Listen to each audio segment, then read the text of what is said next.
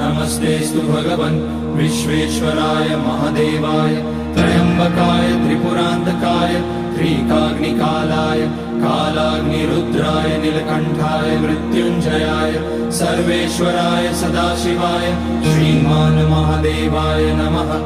ॐ नमः शम्भवाय च मयोभवाय च नमः शङ्कराय च मयस्कराय च नमः शिवाय च शिवतराय च। ॐ त्र्यम्बकं यजामहे सुगन्धिं पुष्टिवर्धनम् उर्वारुकमिव बन्धनान् मृत्योर्मुक्ष्यमामृतात्। नागेन्द्रहाराय त्रिलोचनाय भस्माकराय महेश्वराय नित्याय शुद्धाय दिगम्बराय तस्मै नकाराय नमः शिवाय। मन्दाकिनी सलिलचन्दन चर्चिताय नन्दीश्वर प्रणतनाथ